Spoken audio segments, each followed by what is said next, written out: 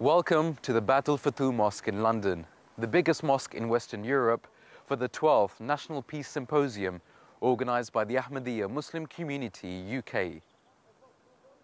The symposium was started over a decade ago to promote a deeper understanding of Islam and other faiths and to inspire a mutual effort for lasting peace.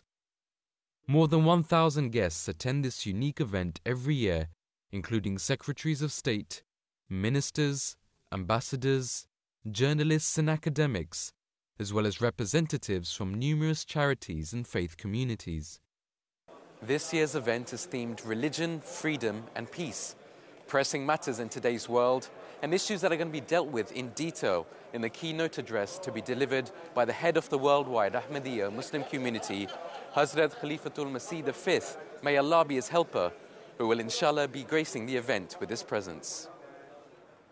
This evening's symposium is also an opportunity for special dignitaries to have an audience with His Holiness, and also for members of the media to attend press conferences with the head of the community, which will take place after the main event. With ever-growing scrutiny on the role of religion in today's world, and with some commentators saying that multicultural and multi-faith societies are destined to fall apart, it's noteworthy that a religious organization, the Ahmadiyya Muslim community, has organized tonight's event, bringing together people from all levels of society here in this hall to promote peace. This is truly a much-needed and unique event.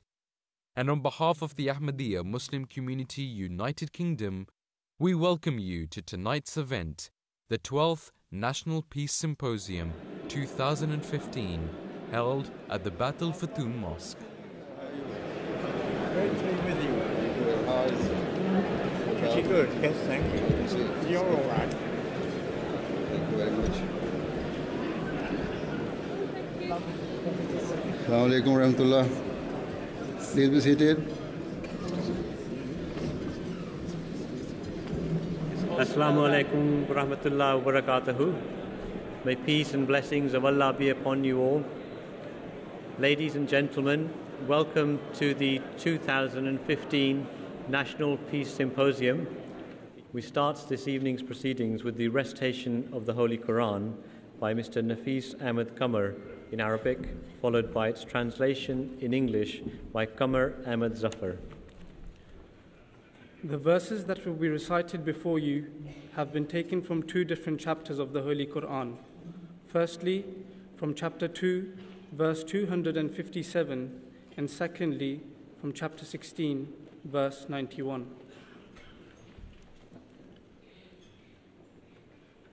أعوذ بالله من الشيطان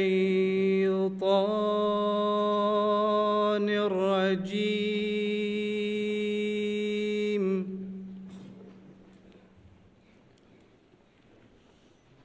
بسم الله الرحمن الرحيم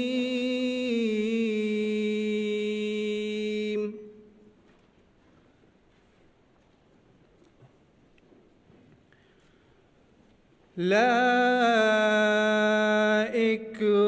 إكراه في الدين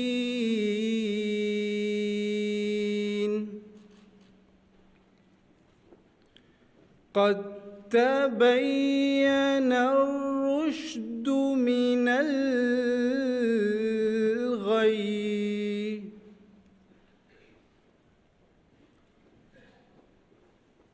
فمن يكفر بالطاغوت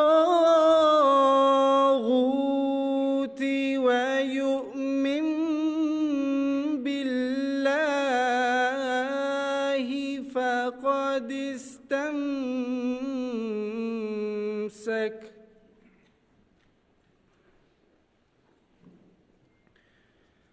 فقد استمسك بالعروة الوثقى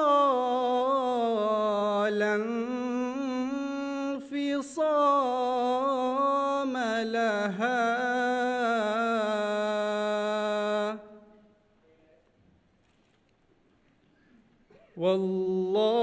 والله سميع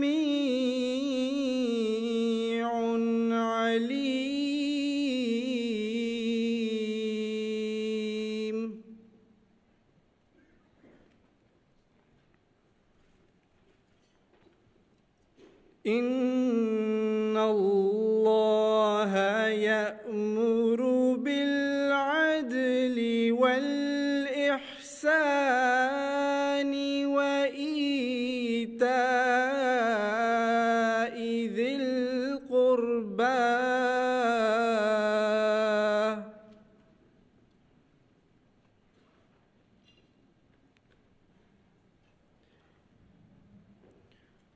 وينهى عن الفحشاء والمنكر والبغي يعظكم لعلكم تذكرون.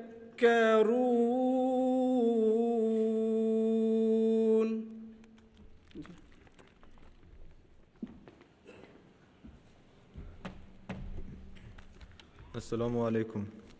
May peace be upon you all. The translation of the verses that were just recited before you is as follows. I seek refuge with Allah from Satan the accursed. In the name of Allah, the most gracious, ever merciful. There should be no compulsion in religion. Surely, right has become distinct from wrong.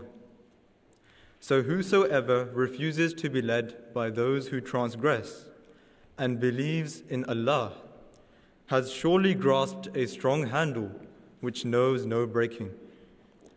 And Allah is all-hearing, all-knowing.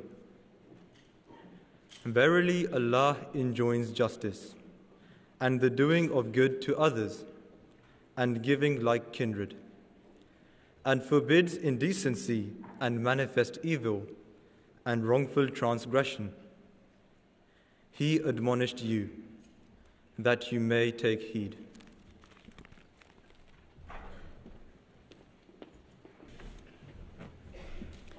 A'udhu billahi minash shaitanir rajeem. Bismillahir Rahmanir Rahim. Beloved Hazur, His Holiness, respected parliamentarians, worshipful mayors, Your Excellencies, Lords, ladies and gentlemen, Assalamu alaikum wa rahmatullahi wa barakatuhu. May peace and blessings of Allah be upon you. Welcome to the 12th National Peace Symposium, which is being held on the theme of religion, freedom and peace. The terrible events of Paris earlier this year shocked the world in their barbarity, and the horrific killings by ISIS are playing havoc with the peace in our world. We hear so much about religion as a cause of unrest that it is truly disturbing. The truth is that the killers who murdered the cartoonist in Paris and the murderers who are killing people in Syria and Iraq have no link to religion whatsoever. They have no faith and are the exact opposite of what religion stands for. There's much speculation in the world about such issues and can be addressed, and how much matters can be resolved. In the Muslim world particularly, it's a deeply worrying situation as the acts are carried out by so-called Muslims. It may surprise you that such turn of events was prophesied by the Holy Founder of Islam 1400 years ago.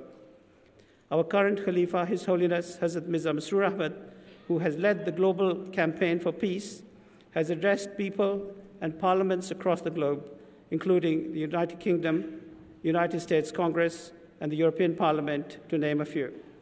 He regularly meets heads of states, presidents and prime ministers, as well as faith leaders, urging the need for peace based on justice. And there could be no more important message for the world today than this. Despite his extremely busy schedule, we are delighted that he is with us tonight as our key speaker. I'm sure that through gatherings such as this and through people such as yourselves, that gives us much hope for the future. I take this opportunity to welcome you all, and once again, I'd like to thank you for coming, and I hope that this evening will be an inspiring evening for everyone present. Thank you very much. Your Holiness and distinguished guests, Thank you for inviting me to this Peace Symposium, the 12th to be held since they were launched 10 years ago in 2004 by His Holiness following his election as head of the worldwide Ahmadiyya Muslim community in 2003.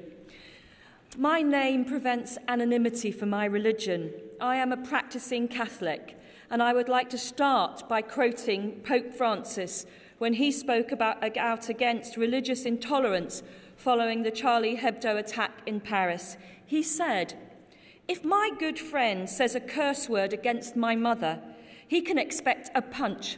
It's normal. You cannot provoke. You cannot insult the faith of others. You cannot make fun of the faith of others.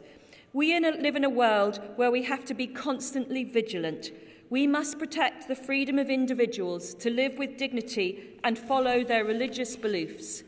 I applaud and support the Ahmadi Muslim community with its total commitment to peace and interfaith harmony.